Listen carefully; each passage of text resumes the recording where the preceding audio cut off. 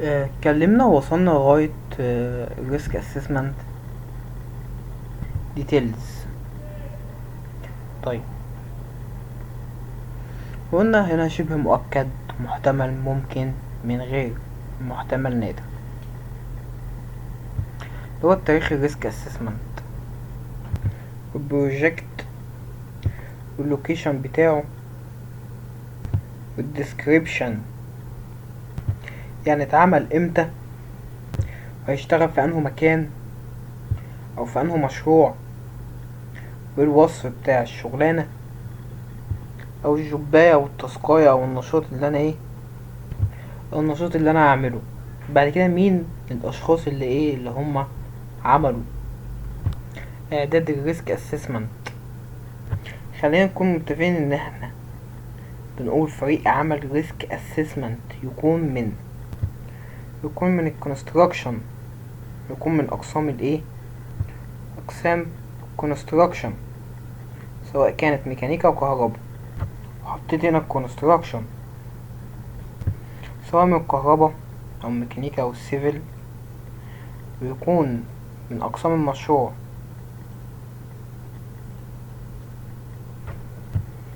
زي مثلا commissioning،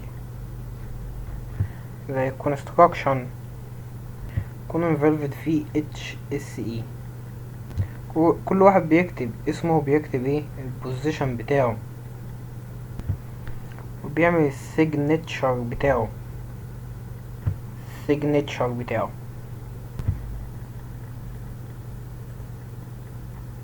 ده عشان تبادل الخبرات، والناس كلها تحط خبرات السابقة بتاعتها في الريسك اسسمنت عشان يطلع فعال. نخش بعد كده على الخانة التانية بتاع الريسك اسسمنت نمبر،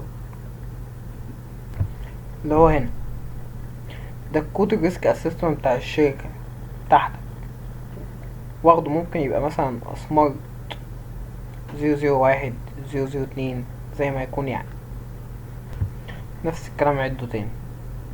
بعد كده الخانة بتاعت الابروفد، ممكن نشيل الكلام اللي فوق ونخلوه لتحت خلاص. مين الابروفد؟ سواء كان مدير مشروع او غيره، الاسم والتاريخ. ابروفد اهو، طلعه فوق.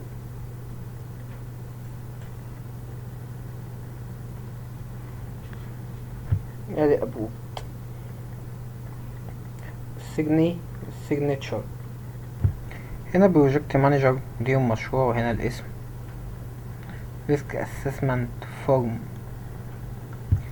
هنا امضاء persons preparing risk، الاشخاص الذين يقومون بالاعداد. هنا position موضوع approved by، تم موافقة عليه من قبل. هنا إدارة السلامة والصحة والبيئة.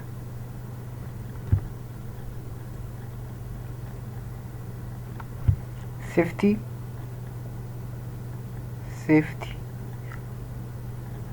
health and environment management. personals preparing، الأشخاص الذين يستعدون. يستعدون. تصنيف الاحتمالية شبه مؤكد، يحدث عدة مرات في السنة في المشاريع الذكية. يحدث عدة مرات في السنة في نفس الصناعة.